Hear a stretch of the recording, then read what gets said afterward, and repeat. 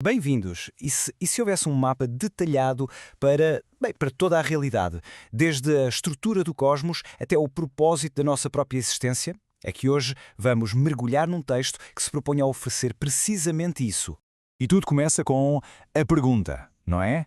Aquela que a humanidade se faz há milénios. Mas claro, como o nosso material de base reconhece, uma pergunta tão simples, raramente tem uma resposta simples. E o texto vai direto ao ponto. Diz que nas mentes dos mortais de Urântia, que é, lá está, o nome que o texto dá ao nosso planeta, existe uma confusão tremenda. O objetivo aqui é mesmo esse, desembaraçar estes nós e trazer alguma clareza. Por isso, vamos a isso. Pronto, a nossa análise vai dividir-se em 5 partes. Vamos começar com o mapa do universo inteiro e, pouco a pouco, vamos aproximando até chegarmos ao centro da experiência humana. Então, para começar, temos de nos situar, certo? Onde é que estamos neste cosmos imenso? Bem, este texto oferece-nos uma espécie de GPS cósmico. E aqui temos a primeira peça do puzzle. O nosso mundo, que o texto chama Urântia, não está assim à deriva. Pelo contrário, é uma parte muito específica de uma estrutura cósmica que é, imaginem, imensa e super organizada. Este diagrama aqui ajuda-nos a ver como é que tudo se encaixa. Reparem, começando aqui em Urântia, expandimos para o nosso universo local, Nébadon. Este, por sua vez, faz parte de um super-universo, Orvonton. E tudo isto gira em torno de um centro eterno imóvel, a Ilha do Paraíso.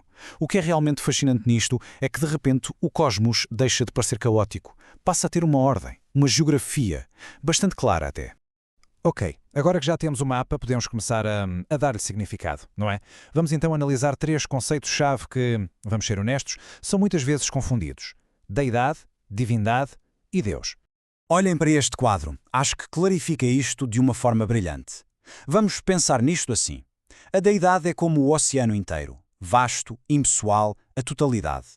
A divindade seria a qualidade da água desse oceano, a sua beleza, a sua força, a sua profundidade. E Deus? Bem, Deus é como uma onda que chega até nós, à praia. É a forma como podemos tocar, sentir e experienciar pessoalmente esse oceano imenso.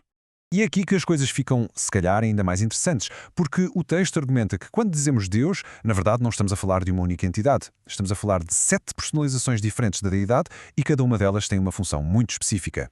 Esta lista mostra-nos esses 7 níveis de Deus. Calma, não é preciso decorar isto tudo. A ideia principal a reter é que a deidade interage com a criação em diferentes escalas, desde o Pai Universal, que é a fonte de tudo, até manifestações que operam em níveis que nós mal conseguimos imaginar, para lá do tempo e do espaço que o conhecemos.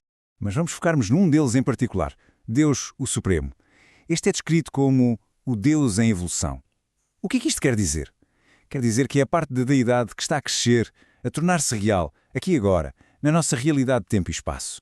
E falo através da experiência de criaturas como nós. A chave aqui é mesmo a escala. Vejam bem, se o Supremo é o Deus da nossa experiência dentro do tempo e do espaço, o último é o Deus de uma realidade que já transcendeu o nosso tempo e o nosso espaço. É como passar de um jogo a 3 dimensões para um a 5 dimensões. É um nível de existência completamente diferente. Certo, mas o que é que sustenta toda esta realidade?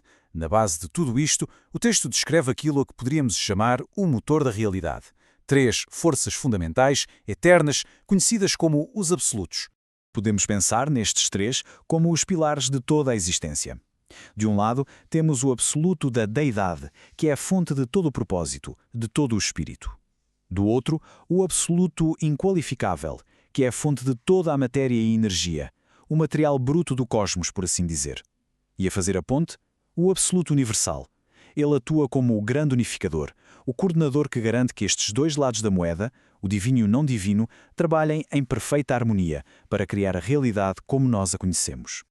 Ok, eu sei, isto tudo é muito cósmico, muito grande, mas a pergunta é, o que é que isto significa para cada um de nós na nossa vida do dia-a-dia?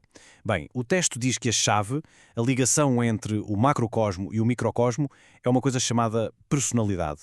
E atenção! Segundo esta visão, a personalidade não é aquilo que pensamos ou sentimos, não é a nossa mente ou o nosso corpo. É algo muito mais profundo. É aquela centelha única, imutável, que nos torna nós. É um presente divino que une todas as outras partes do nosso ser.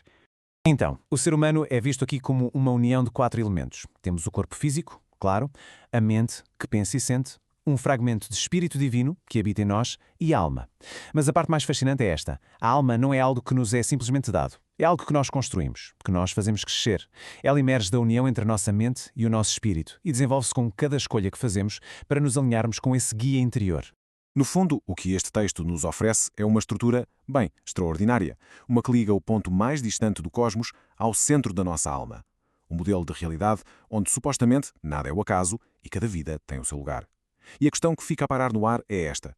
Se este mapa for de facto verdadeiro, como é que isso muda a forma como cada um de nós navega a sua própria jornada?